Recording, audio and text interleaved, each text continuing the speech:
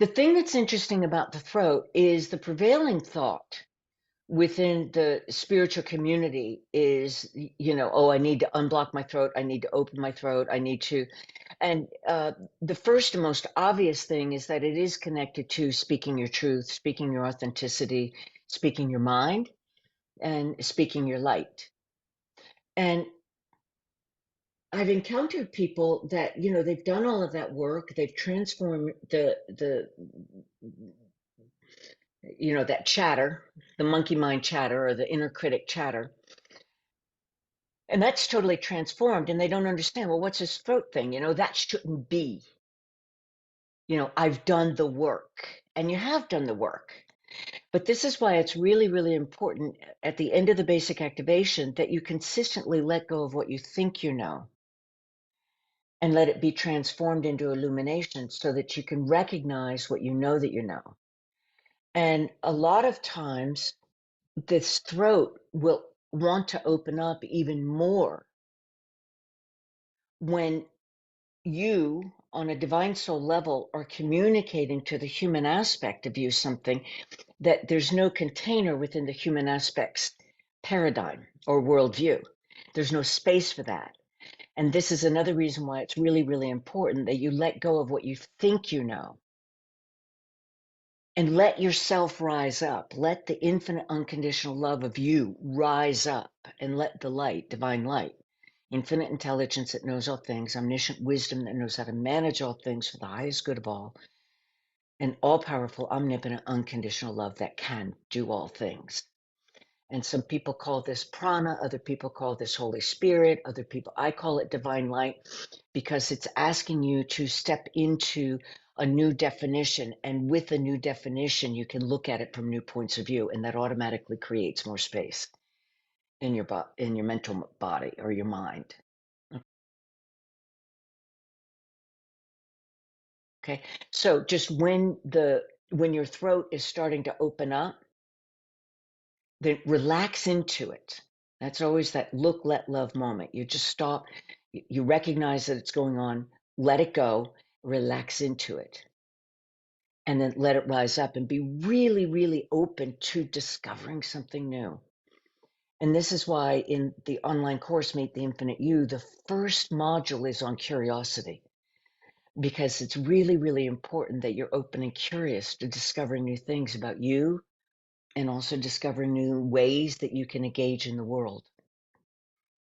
So that's the little reminder that I wanted to give to people. So no matter where you are in your reawakening process, it might be that you are in a relationship and you need to learn to speak up with honesty with your partner and face that fear of maybe, if you speak your truth, your partner will leave, and you've got a fear of abandonment or a fear of being rejected or whatever your fear is at those beginning stages. And then, you've worked through that, you've traveled through that.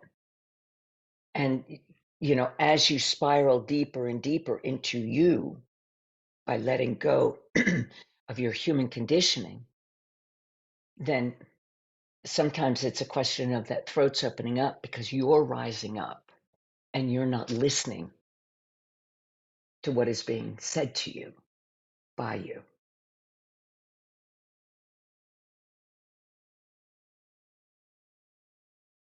Now, and which kind of leads me into, the spiral. I love spirals because you can look at it this way, or you can look at the Kundalini energy that can run through you.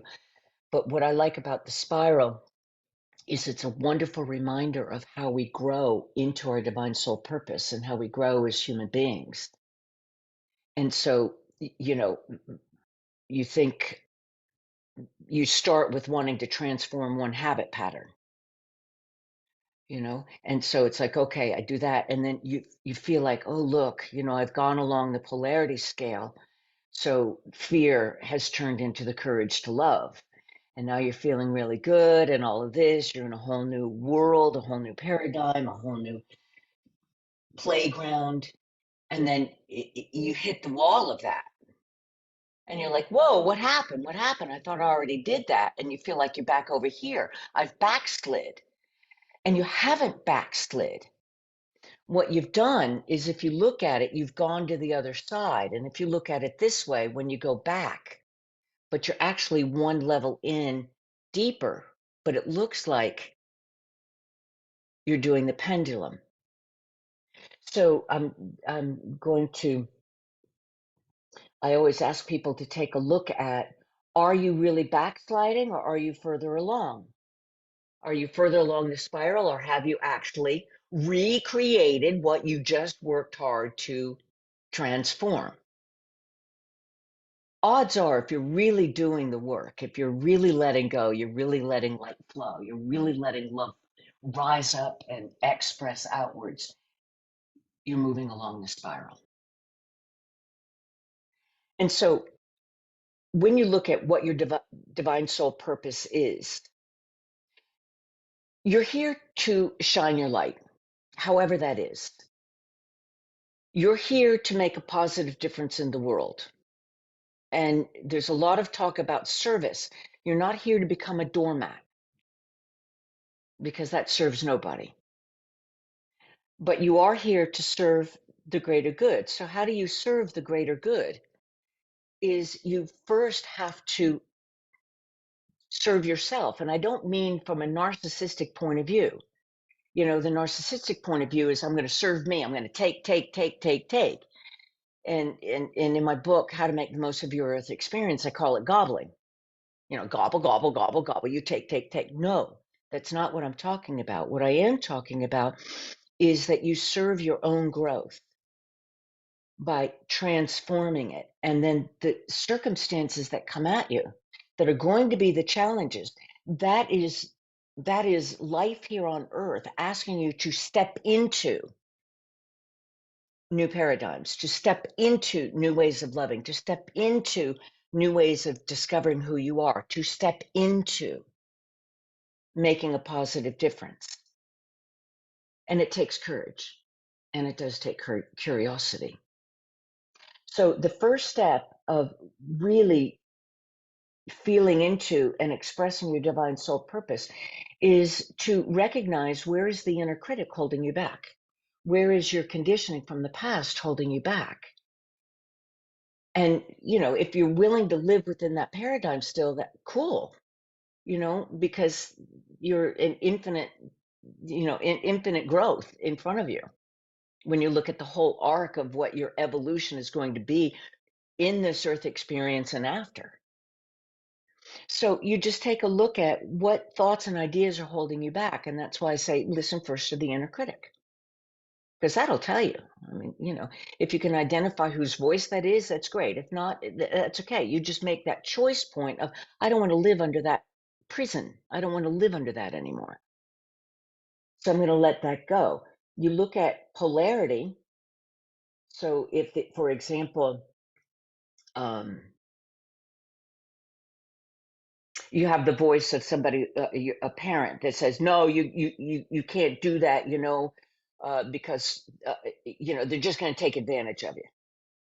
So now what you're living in is in a paradigm that the world is going to take advantage of you. And so I better not do that. And so when you're in that paradigm, you're looking at, okay, where are people taking advantage? Where are people taking advantage? And then you start to lash out and push back. And that creates nothing but this. So if you take a look at, okay, the belief system is that the world is going to take advantage, so I can't do that because I don't want to be taken advantage of. Then you look at this, okay, well, wait a minute. Let me just take a step back, relax into myself. What do I want instead? And so you look at the principle of polarity that I talk about well, it's in the Kabbalion, so I don't talk about it. I've just read the Kabbalion, but it's the principle of polarity. So what would be the opposite of the world takes advantage of me? The world provides. Okay, so you just start shifting your mindset to the world provides. And so how can you engage with that? And remember, divine light manifests through your thoughts, and it's your emotions that drive your actions. So you start looking for, where does the world provide? And then where can you also provide in the world? And then you put actions to that. So, where does the world provide? Now your challenge is learning to receive because the habit pattern is learning to block. So, it's about learning to receive. So, maybe you just receive a compliment. Maybe you just receive a gift. Maybe you just, whatever, the receiving. And then also, too, providing to the world, look at where can I give? Where can I assist? It could even just be something as simple as opening the door for someone else and giving them a smile. So this doesn't have to be huge. It's the small little things that we consistently do that makes a huge difference. And then you will go along that polarity scale, or you will go along the spiral.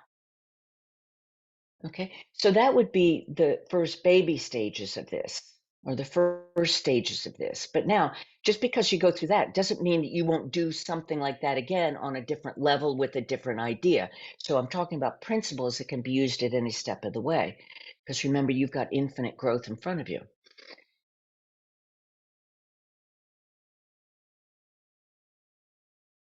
Once you start letting go of those limiting thoughts and ideas, automatically that's going to create space. And you get into the habit of looking within and letting love rise up and listening within to your divine soul guidance or your inner guidance. And then you put it into action through trial and error. You learn to trust the process. And I had a wonderful teacher way back in the day who said, I don't ask you to have faith. I just ask you to practice the principles and see what results you get. And with time, through trial and error, you'll learn trust. And she was right. And how do you learn through the trial and error? The inner guidance rises up. You do it against all odds. Something wonderful happens. Or the information rises up. You go, oh, no, no, no, it can't be. And you get bit in the patootie. And you go, oh, yeah, but wait a minute. I should have listened. And this is how you learn, is through the trial and error. So in your whole spiritual reawakening, if you work off the premise that there's not going to be mistakes along the way, you're trying to create a unicorn paradigm. And that's not what planet Earth is about. So allow yourself the luxury of trial and error. And if you make the error, allow yourself the luxury of learning from it. Again, we've got the spiral thing going on. Then the deeper you go into your divine soul knowing, or the deeper you go into that, then you're going to start to get some of the things from the subconscious that comes up. And that's because things will start happening and you'll try to fit it into old boxes. They don't fit into old boxes. So you have to do a stop, look, let love moment. You have to stop, take a look at what's going on, take a look at your belief, let go of the belief, and let love rise up. Let divine light transform it into illumination. And from the illumination, you'll understand where you are or where you were just a moment before. And once you understand where you were a moment before, then you use the principle of polarity to decide, well, what's the opposite and where do I want to stay along the way? Because the polar opposite isn't necessarily where you want to end, but you can choose anywhere along that scale.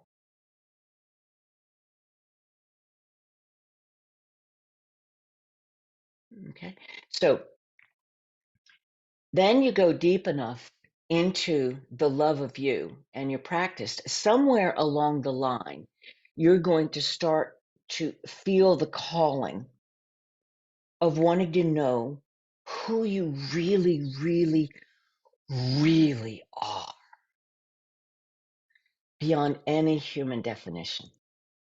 And the minute you recognize that calling, you don't even have to define it yet.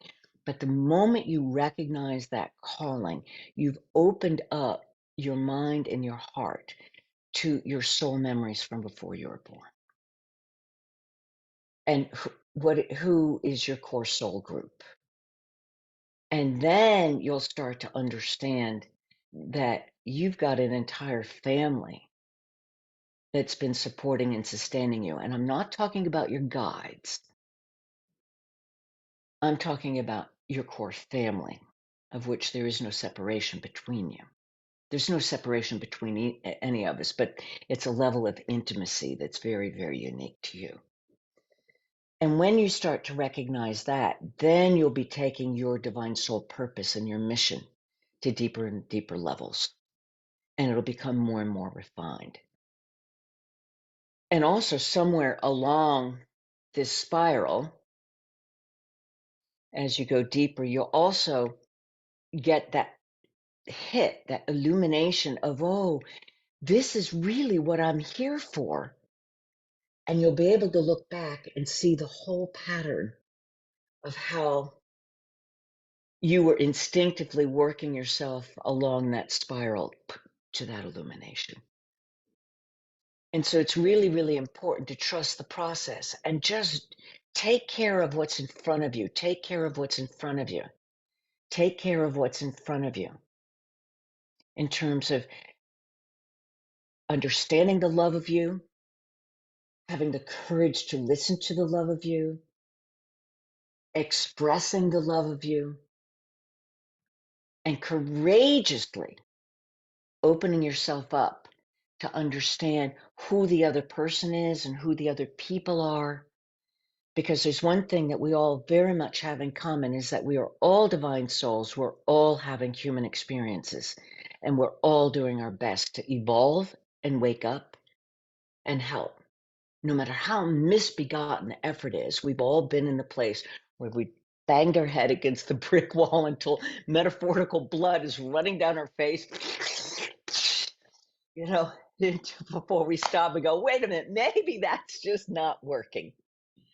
You know, so even with the worst of gobblers, gobble, gobble, gobble, that are coming in and trying to attack at your light and all of that, you just stop, you stand in your light, you hold your light, you remember your light, you emanate your light, and they'll calm down. And if you can see the divine in them and know that the divine in them is engaging with you, then that becomes even more solid. So the deeper you go, the more powerful you are because you remember your power and you remember the power that we all have. And then again, the spiral goes even deeper. You understand how to transmit that power and you understand what you're here to do with that power. Thank you so much for listening, and thank you so much for being interested in learning on how to live your light more fully and freely with emotional freedoms that you haven't even yet begun to dream of, and that gives you the courage and clarity to live your divine soul purpose. Now, just so that I play well with the algorithms here on YouTube, be sure to like the video. Please leave me a comment because I do love more two-way conversations, and subscribe if you want to stay in touch with any of the new material that I'm putting out there.